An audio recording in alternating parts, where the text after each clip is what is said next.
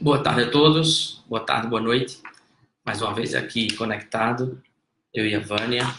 Wanda. Tá vendo? Toda vez a consciência Doutor. me trai, né? Doutor João, tudo bem? Então, estamos aqui hoje para conversar um pouco sobre as novas drogas, os novos tratamentos e o que vem acontecendo, porque não é a mesma coisa.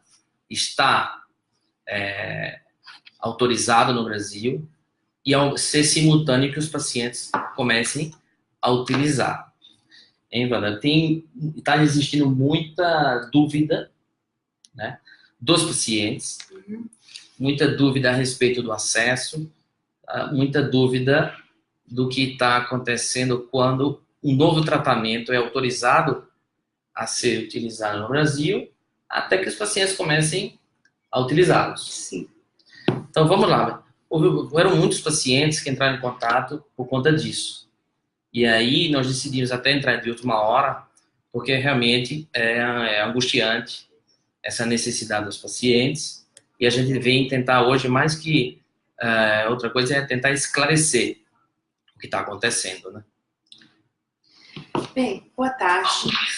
Desculpe, gente. Então, quanto a isso. Quanto a isso, gente, é que eu estou... E aí, nós decidimos até entrar de última hora. Vamos aqui ajustar, que tem algumas coisas que vão acontecendo. Boa tarde. É que eu estou tentando ligar aqui o celular para acompanhar de perto as perguntas que vêm pela internet. Nós já fizemos, há um tempo atrás, uma live sobre as novas drogas no Brasil.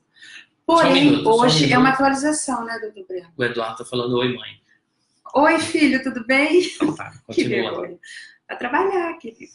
Exato. Hoje nós começamos um pouquinho assim, atrapalhadinhos, né, doutor Breno? Atrasadinhos. Pelas pressas do dia a dia mesmo. Mas sabe por quê, gente? Porque a gente não quer perder o pessoal que entra ao vivo. Exato. E aí, o telefone toca, tem tudo ao mesmo tempo. Então, mas aí a solução é eu ficar assim, ó, com o celular na mão, entenderam? Acompanhando a Rafaela, que já entrou, a Doda, a Cristiane Aparecida. Exatamente. E aqui a gente vai acompanhando, né, Samira? Beijo, gente, boa tarde. Bom, doutor Breno, hoje é uma atualização. Eu insisto na palavra atualização, porque sobre as novas drogas, a gente já mais ou menos sabe. Somos muitos doutores, entre aspas, na comunidade, sabe, doutor Breno? E já falamos bastante sobre as novas drogas. Que é o Caiprolis, Daratumumab. Quais são os outros dois? Ixazomib. Isso. E agora recém o nome é Elotuzumab, né? Exatamente. E eu queria saber, em nome da comunidade, eu pergunto, quais são realmente os avanços atuais? O que nós caminhamos até hoje? O que foi que aconteceu de diferente?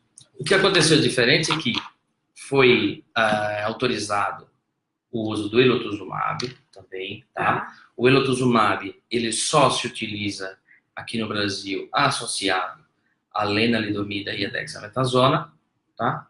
E a autorização, a comercialização da lenalidomida, tá? Que desde antes a gente veio falando de que já tinha sido aprovado e tal, e realmente já começou a ser utilizado, tá?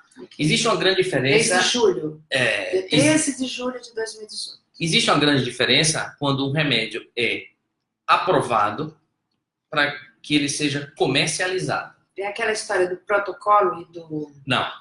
PCDT. Quando ele é autorizado, é aprovado, é que a Anvisa já reconhece. A partir do momento que ele é aprovado, ele vai receber ainda, vai passar por outra etapa, que vai ser a precificação, para depois ser comercializado. Isso existe um lapso de tempo de pelo menos 90 dias. Desde que o remédio é aprovado no Brasil. Sim. E ele recebe o preço de venda, porque ele vai ser vendido, até ele ser autorizado a ser comercializado, tá? Mínimo 90 dias.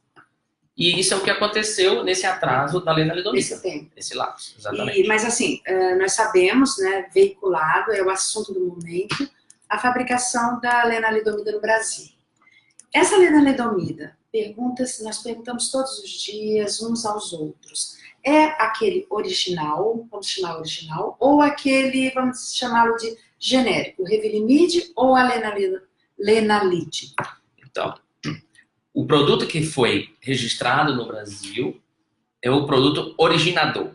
Porque quando um produto chega, o primeiro a ser registrado, o primeiro que foi inventado, desenvolvido, esse é o originador. Porque depois aquele suíço? Sairão novos tratamentos, novas similares ou genéricos, dependendo da forma que foi feito, e que serão os originados, ou o originador e outro originado. Nós não estamos falando de eficácia, nós estamos falando de fabricação, de quem inventou o produto. Sim. Tá? Nós estamos falando sobre... e no Brasil, quem tem o direito é o originador, que foi o Revlimid, que é o lenalidomida. Tá, ok. E agora nós vamos ter fabricado no Brasil. Não tenho certeza que ele vai ser fabricado. A importação foi cancelada. Vai ser distribuído, só eles têm autorização de comercialização no país. Okay. Tá? Então vamos entrar nesse assunto um pouquinho mais, né?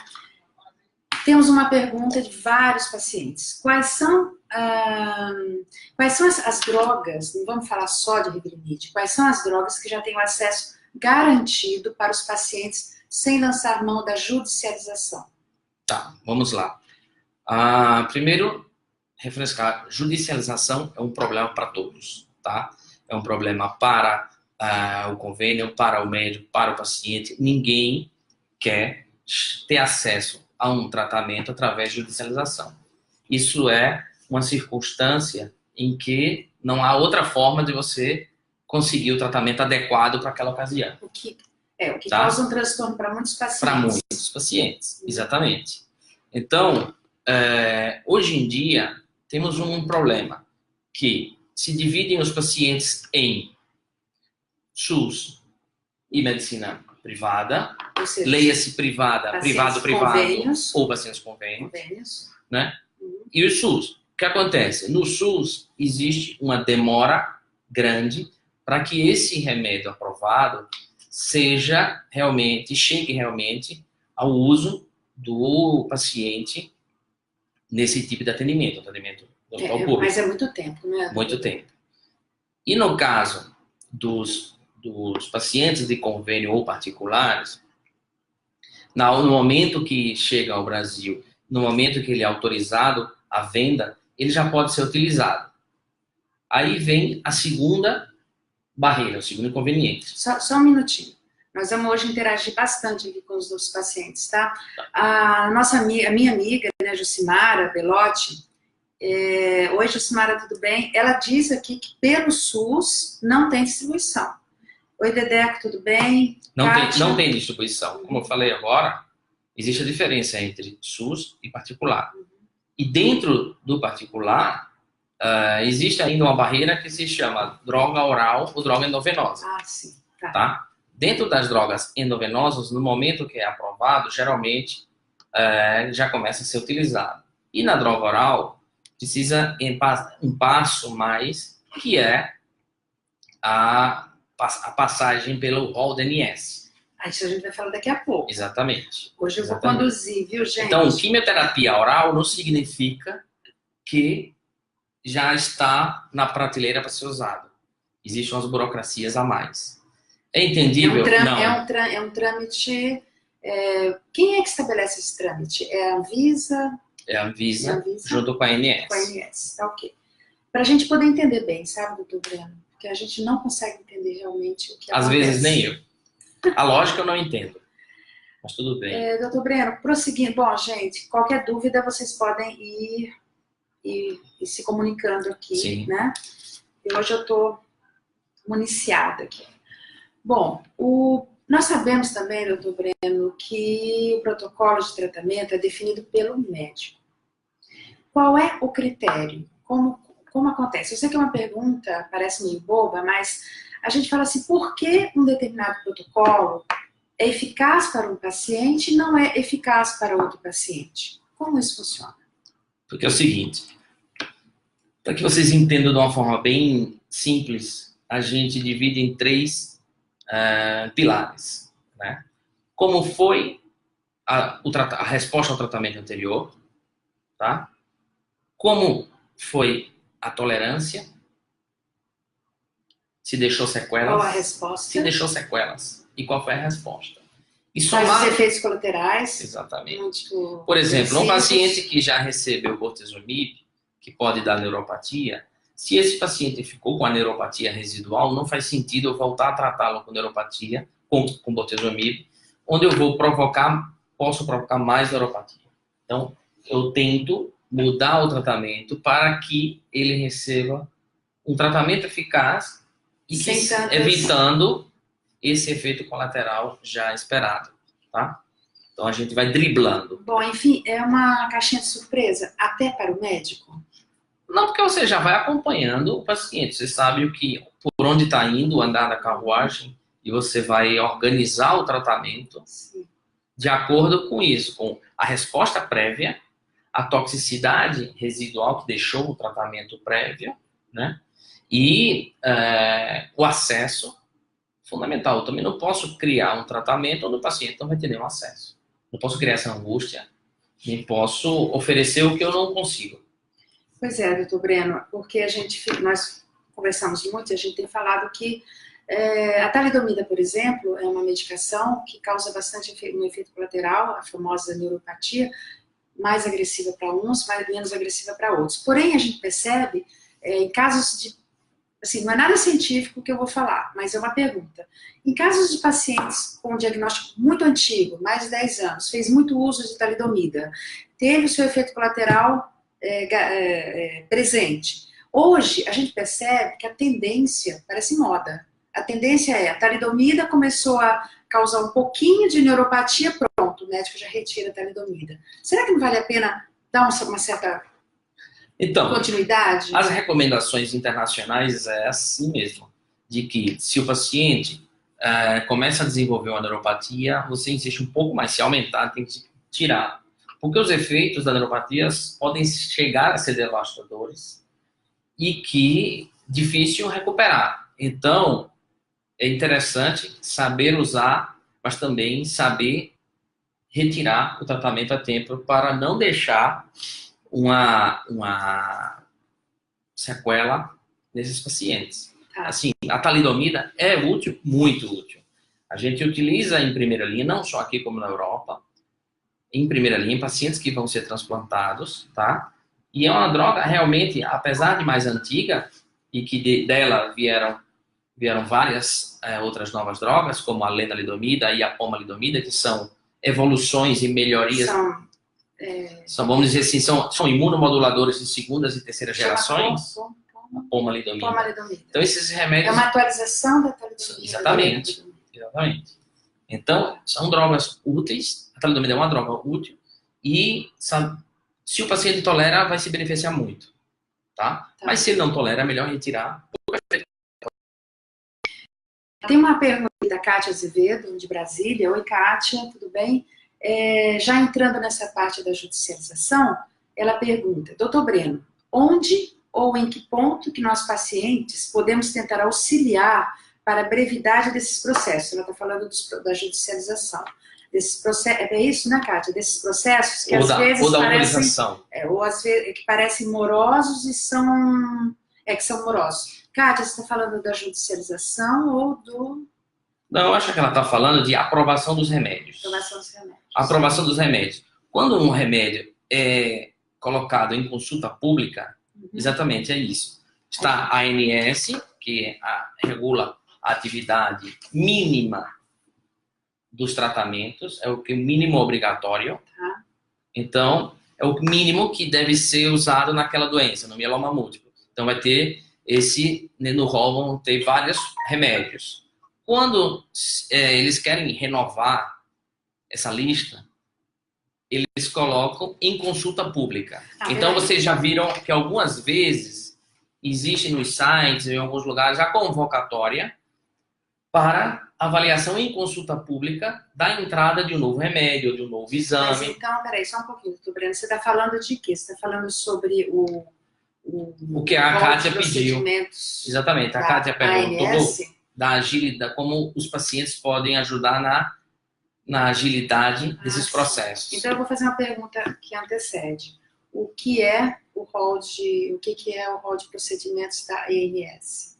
É uma lista de procedimentos ou remédios para serem utilizados, tá? Que isso veio regulamentado por um comitê de expertos e a Anvisa, pela ANS, para estabelecer o que é o mínimo aceitável de diagnóstico, de exames para diagnóstico e medicamentos para o tratamento de determinada doença. Quando eles avaliam isso, eles submetem a uma consulta pública. E essa consulta pública, como o seu nome indica, né, a população tem que votar. Porque às vezes não chega, nem sempre chega a conhecimento das pessoas. Existe hoje em dia, através da internet, claro que chega para todos de uma forma muito rápida. Então eu aproveito a oportunidade, era outro momento que eu ia fazer essa pergunta. A lenalidomida já está no rol de procedimentos? Não.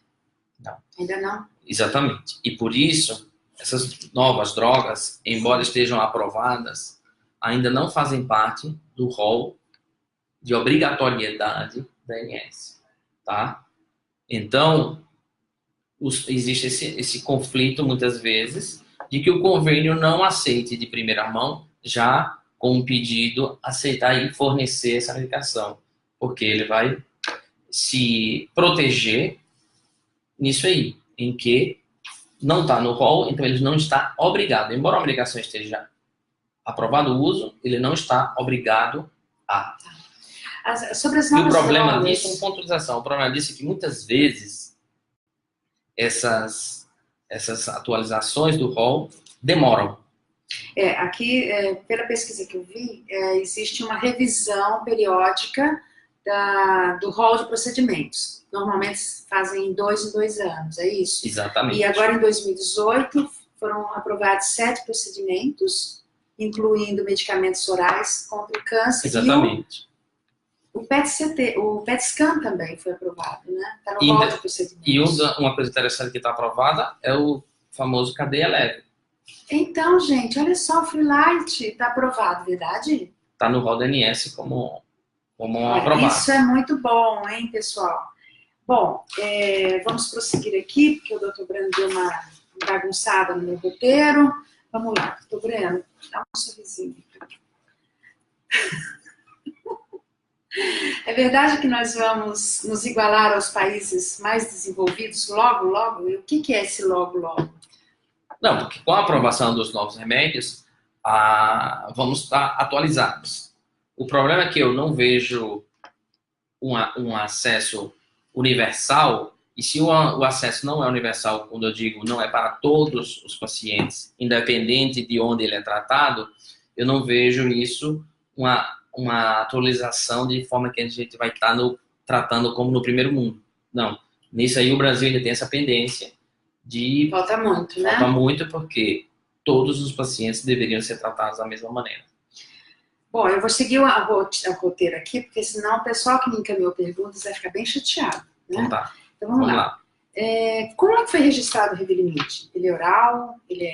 O Revlimid é uma droga oral que se utiliza só com dexametasona. É a bula dele. A bula dos outros remédios novos, como o daratumumab, o carfilzomib, o ixazomib e o elotuzumab, eles estão autorizados com e sem o Revlimid, tá? E, bom, essa aqui. E como é o acesso? Bom, enfim, não sei se a gente já falou, mas quem comercializa, como é o acesso? Existe uma forma de se obter por hospitais e clínicas também?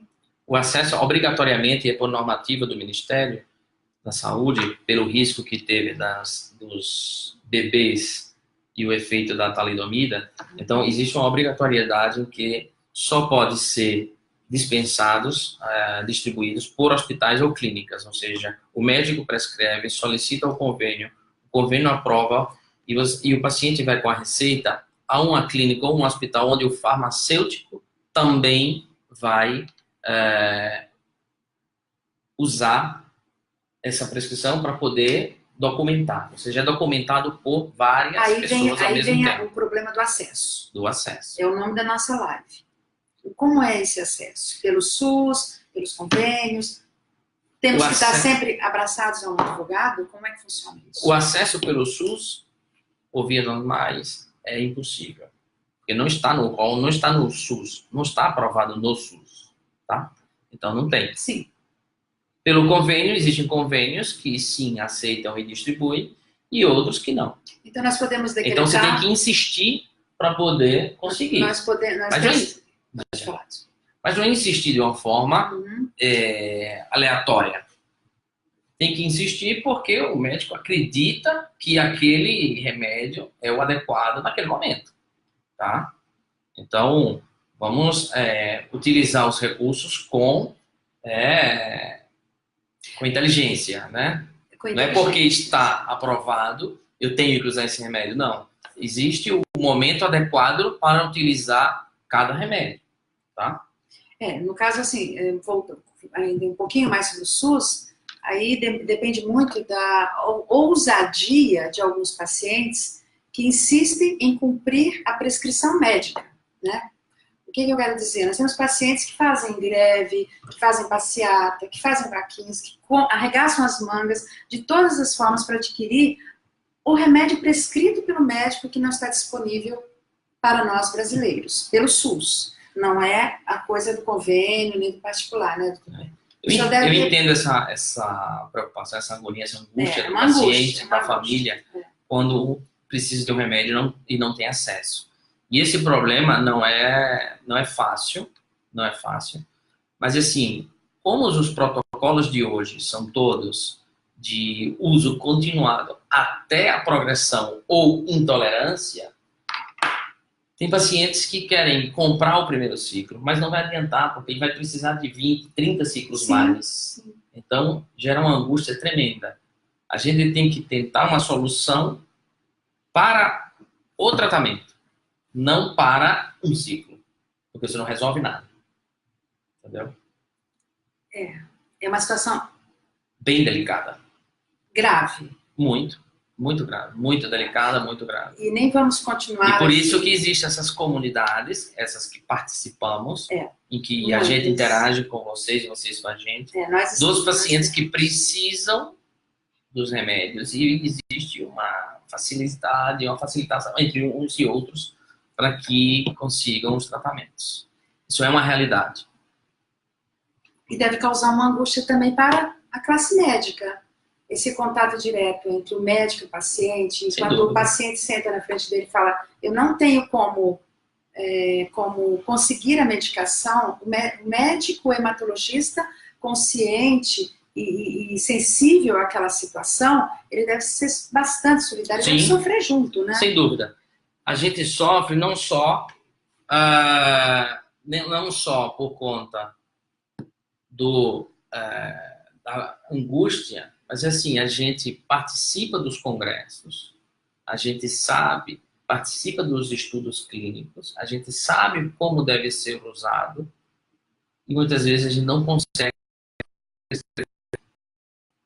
A gente é muito difícil e a gente, sabendo de tudo isso, participa de perto do sofrimento do paciente. Ok. Bom, estamos todos de mãos atadas. Sim. Bom, eu vou prosseguir aqui com a pergunta da comunidade, as perguntas. Nós temos uma amiga que enviou as seguintes perguntas. Está relacionado, doutor Breno, a umas situações que nós estamos vendo constantemente, por incrível que pareça, é o uso do AS. O AS, por incrível que pareça, pelo que eu entendo como paciente, e você me disse se é o contrário, ele deve ser associado à talidomida, a lenalidomida, no sentido de evitar uma trombose. Sempre assim ou existem alguns casos que pode ser, não precisa do uso do AS? Não. Todos os pacientes que utilizam talidomida, lenalidomida e pomalidomida associada à dexametasona precisam obrigatoriamente de usar profilaxia, ou seja, prevenção ao tratamento, a prevenção a problemas de trombose. Aumenta muito o risco de trombose e então é como obrigatório utilizar uma prevenção contra esse tipo de evento adverso. Atenção, tá? Pessoal, né? Vocês sabem do que eu estou falando. Isso. Então, utilizamos ou a heparina, de baixo peso molecular, aquela injeçãozinha uma vez ao dia, ou aspirina, tá? Aspirina de 100 miligramas, exatamente. Existe, inclusive, um score, vamos dizer assim, um cálculo de risco, onde o médico vai ver o que é que o paciente precisa. Se precisa de heparina ou se precisa de só aspirina. A heparina é mais potente. Exatamente. Mas nem todos os pacientes precisam do mais potente. Mas que uma das duas coisas ele vai precisar, certeza. Então, se o seu médico, eu entendi assim, não prescreveu AS, cobre dele. Exatamente. Ok, gente? Vou precisar de uma prevenção para a trombose? Sim. Sempre. Tá bom.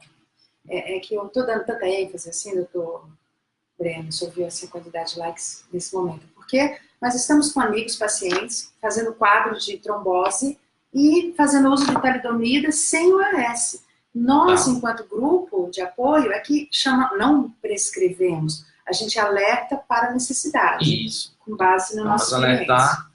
E como é um remédio novo, precisa de conselho de quem já tem. E os outros quimioterápicos, tipo bortezomib, carfizomib, precisam do AS também? Então, vamos lá. A classe que se chama inibidores do proteossoma, que são carfizomib, ixazomib e bortezomib, que foi o primeiro a ser usado aqui no Brasil, eles precisam obrigatoriamente a prevenção contra infecções por herpes. Utiliza ou a ciclovir ou o valaciclovir, que é o Valtrex, mais conhecido. Então, todos esses pacientes devem receber esse remédio de prevenção para evitar infecção por herpes, quadros herpéticos. Porém, existe um estudo de que os pacientes que estão com carfilzomib, lenalidomida e dexametasona também tinham um risco de trombose e deveriam usar a profilaxia da trombose. Então, sempre já seria necessário por conta da lenalidomida, né? E só fez recalcar essa situação. Bom, eu vou apenas perguntar porque foi encaminhado, respeitando a pessoa que encaminhou. Quais são os exames necessários, doutor Breno, para o acompanhamento mensal do mieloma múltiplo? Os exames? Pós-TMO. Aqueles exames de 3 em 3 meses, nós sabemos que existe um hall de exames que nós fazemos de 3 em 3 meses. Tá. Eu vou até refazer a pergunta aqui da amiga, me desculpe, mas é sim necessário acompanhamento, existem vários exames. Esses exames, basicamente, nós já sabemos, né? Eletroforese, o que mais? O hemograma, a função renal, a função hepática, a eletroforese, a gente tem que ver como está a função renal, a função hepática, como é que está o hemograma e como está a proteína que é a responsável... Proteína monoclonal. Que é a responsável pelos danos do mieloma múltiplo, onde ela se deposita. Tá? Sim. Doutor Breno, falando um pouquinho de ação, existe no Brasil algum órgão ou um grupo de especialistas responsável pelo encaminhamento de projetos para que os pacientes tenham um melhor acesso, um acesso mais rápido a esses medicamentos? Não, existe. Existem as ONGs, existe a Sociedade Brasileira de Hematologia, existem os institutos, os próprios médicos, todos fazemos... Mas onde podemos encontrar esses projetos? Mas os projetos para tentar melhorar? Melhorar a luta pela causa e o acesso aos medicamentos de fato, entendeu? Exato. Existem várias iniciativas. Onde nós encontramos essas discussões, esses documentos? Nas associações de pacientes. São as discussões são mais fortes e que têm um poder maior. Um paciente não tem força. Vários pacientes, sim. Várias ONGs, mais ainda. Ou seja, o poder. E as sociedades dos especialistas também fazem força. Então, essas aprovações tiveram um impacto grande em todo esse rol de pacientes e todo esse rol de ONGs, que é muito importante para poder apoiar a causa, apoiar iniciativas, apoiar a investigação. Então, volto a dizer, um paciente só não tem força. Tem que ser vários pacientes junto com as suas associações de pacientes. Eles que te representam, tá? Ana Carolina Alves pergunta, ela quer saber sobre o mieloma múltiplo e o risco de metástases pulmonares. Na verdade, a palavra não seria metástase, né? Então, como o mieloma múltiplo é uma doença do sangue e a proteína circula no sangue, ela pode ir a qualquer lugar. Existem lugares mais frequentes e menos frequentes. Tá? No pulmão não é tão frequente, mas pode haver sim. Tá? Pode haver sim. Existem algumas perguntas aqui da Tânia, falando sobre o bortezomib, acho que esse é o nome, e o Dexa. Ela toma na barriga, acho que ela está só afirmando, né? É. Bom, ok. Vamos nas últimas perguntas, que já estamos com 30 minutos de live. Tá. E senão não fica nada para a próxima, né? Já falei da Lena. Já. E eu queria falar sobre o... eu tenho uma dúvida. Qual? Ouvindo... A Vânia tem... Por que você chama de Vânia? Pra se provocar. Eu sei que ela fica aí. Wanda, vou te chamar. A Wanda fica nervosa aqui. Não. Você está esquecido de... Doutor Breno, me fala uma coisa. Eu estava escutando um vídeo muito interessante, elucidador, que fala sobre tratamentos, né?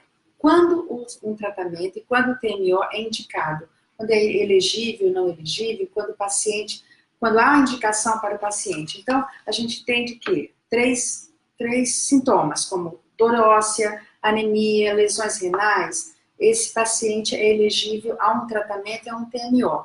Mas também, quando o mieloma é indolente, ele pode ficar sem tratamento por um tempo. Me explica isso. Porque se existe uma condição, uma chance, uma condição, um diagnóstico de mieloma, isso não poderia ser chamado de diagnóstico precoce e a chance dele responder seria maior do que deixar ele tratando como um mieloma indolente? É o seguinte, a decisão de ir a um TMO não é pelo se é indolente ou não.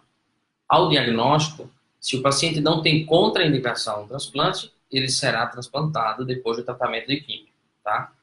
Quanto às recaídas, existe a recaída biológica, que só alteraram os exames um pouco, e existe a recaída clínica, onde o paciente já tem uma anemia, uma lesão óssea nova, uma insuficiência renal, etc., uma hipercalcemia. Então, esses pacientes são obrigatoriamente tratados. Hoje em dia, o que é que se diz? Que quando os exames começam a alterar e existem os parâmetros que você deve seguir por um consenso internacional, tá? Você deve seguir esse consenso para iniciar um tratamento, tá? Então é por aí, vai se guiando, não é aleatório. Pelo que eu li, pelo que a gente estava conversando, ele pode ser um tratamento por um período de indução, o que é período de indução, ou contínuo, mas não entrando já para o TMO, é isso? E também depende das drogas disponíveis. Exatamente, mas o TMO, sem dúvida, quando o paciente é diagnosticado, faz o tratamento de primeira linha, ele vai receber um TMO, a não ser que tenha contraindicações. E nas linhas sucessivas, ou seja, em recaídas posteriores, nem sempre,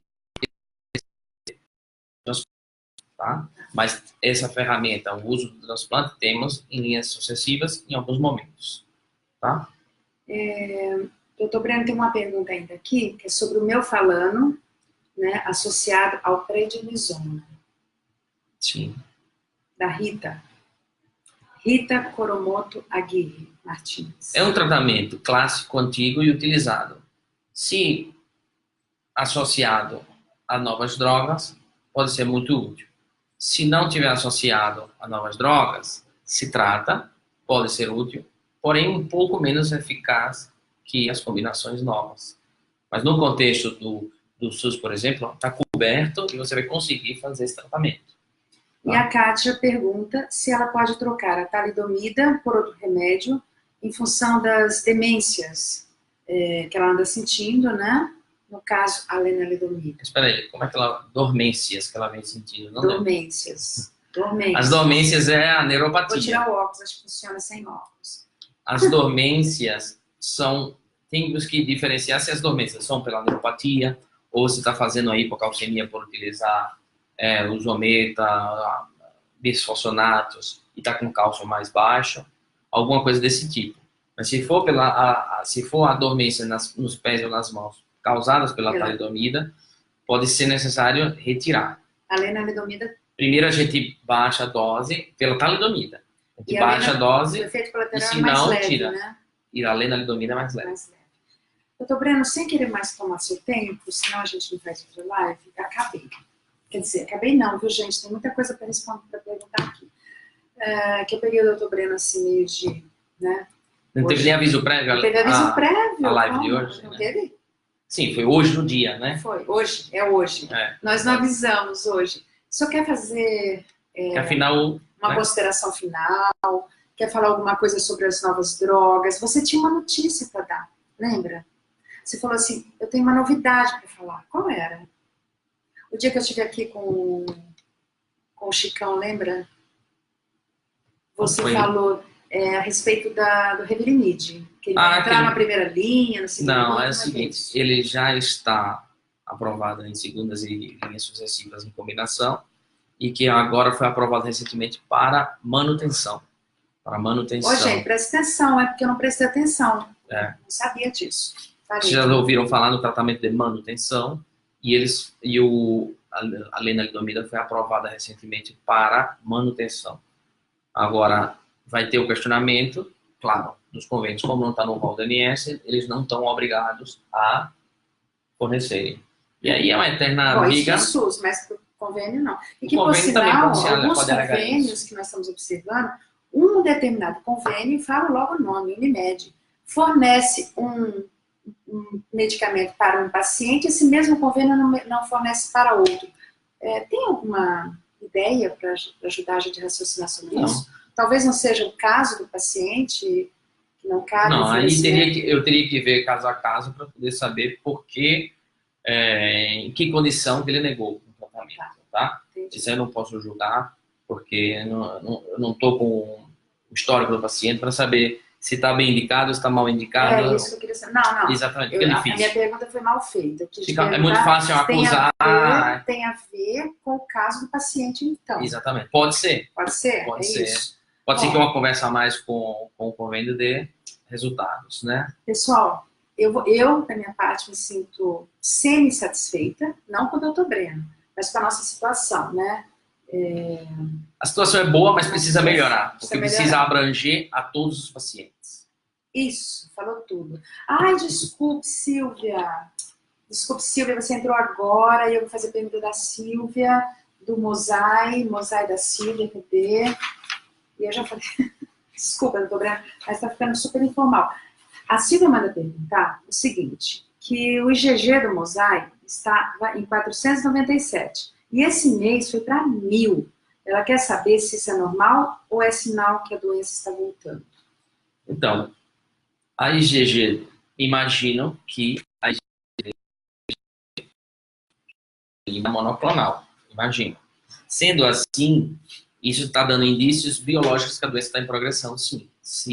Mas, doutor Breno, mas se for aquela coisa policlonal, lembra que eu tive um aumento de IgG e que eu morri de susto? Por isso você tem que ver na imunofixação. As cifras totais da imunoglobulina não é o parâmetro ideal. O que você deve observar é a... Vou explicar melhor. Quando a imunoglobulina é a causadora do mieloma múltiplo, então a imunoglobulina IgG, existem plasmócitos que produzem IgG saudáveis e plasmócitos que produzem IgG patológicos, tá? Esses plasmócitos patológicos que produzem a proteína monoclonal é o da doença e é aí que devemos mensurar. Então, quando a gente pede a eletroforese, a imunoeletroforese, o laboratório faz aquele gráfico com o pico monoclonal. E a quantidade desse pico monoclonal é o que a gente persegue para saber se está diminuindo ou se está aumentando, e é o que a gente persegue para ver a resposta ao tratamento. Tá? Tá. Eu tinha uma pergunta aqui, Elizabeth, tá? Elizabeth manda perguntar sobre o mieloma excretor. Ela diz o seguinte, um paciente diagnosticado com mieloma excretor, aí você explica o que é, porque eu não sei, tá? Necessariamente em caso de recidiva, será também escritor ou não? Ou pode se vir de uma maneira diferente esse mieloma? Não, isso é um problema conceitual que está havendo aí com a Elizabeth, tá? Porque o mieloma escritor é um tipo de mieloma. O mieloma pode ser escritor, não escritor ou oligosecretor, tá? Isso são conceitos em que, se eu explicar aqui agora, todo mundo vai desligar o computador, porque vai ser mais fácil. Tenta um pouquinho só. Porque o mieloma, assim, o componente monoclonal é o que ele secreta. E a célula patológica vai secretar. Então, se ele é secretor, porque ele é IgG, então ele é secretor de IgG, tá? Se ele não tem pico monoclonal e quando faz a biópsia se vê as células na medula óssea e ele não secreta nenhuma proteína e na célula não se vê nenhuma proteína por imunofenotipagem, ele é o não secretor. Entendeu, Elizabeth? Entendeu? Então, esses são definições do mieloma múltiplo, tá? E, doutor Breno, a Silvia respondeu você. Ela disse que não tem pico monoclonal. Então, no mosaico. Então, se ele não tem pico monoclonal, ainda vou mais profundo. Ele tem cadeias leves, livres, o free light ele tem mensurado, porque às vezes pela imunoeletroforese não é perceptível o pico, mas que no free light ele é visto e é mensurado. Então tem que ver essa segunda etapa. Se me disser que no free light também não se vê, então eu digo que o paciente ainda pode ser oligosecretor ou não secretor. Muito bem. O Dedeco está falando de manutenção pós-TMO. Isso. Okay. A aprovação foi pós-TMO. Okay. E Dedeco tem uma pendência com o Dedeco. O Dedeco é o exemplo de doador de medula óssea e vamos fazer uma live maravilhoso em breve para falar, tirar as dúvidas de o que é ser doador de medula. Ótimo, está marcado. Exatamente. Bem, tá bom. Né? E Carmen, parabéns, nos encontramos outro dia na Paulista, você está linda, fez TMO e disse que precisa tomar Zometa. Sim. Sim. Ok. Gente, então... Eu acho que vamos ficar por aqui. E em breve teremos outra... A Kátia está sugerindo que possamos unir forças, pacientes, profissionais de saúde, entidades em geral, para que essa disponibilidade de acesso a novas drogas possa ser para todos. Exatamente. Tanto para o sul... Bom, eu não vou ler porque é um texto grande aqui da Kátia. Mas em resumo é por aí mesmo. Mais. Parabéns, Kátia. Obrigada pela sua participação. Como eu já tinha falado, estamos indo no caminho certo, só precisamos que essa atualização dos tratamentos sejam feita para e a gente quer continuar abranger todos os tipos de pacientes. E a gente quer continuar contando com o Dr. Breno, porque ele nos ajuda muito nesses bate-papos, né, pessoal? Cada vez mais pessoas ligando, pedindo a sua orientação. Quer queira, quer não, nós estamos ajudando a divulgar o mieloma múltiplo no Brasil, né? E eu aqui, né, meio Fátima Bernardes, jeito de ser. Não, ela não é mais minha apresentadora, sou eu agora. Bom, tá bom. Gente, a gente fica obrigada, por aqui. Viu? Doutor Breno, muito obrigada. Boa semana a todos. Obrigada. Feliz primavera. Doutor Breno hoje está sem gravata, vocês perceberam? Primeiro dia de primavera. Exatamente. Obrigada, e vamos seguir com essa educação continuada, que é esse projeto que a gente tenta fazer através das redes sociais. Humanização, atendimento ao paciente. Um abraço a todos e até a próxima.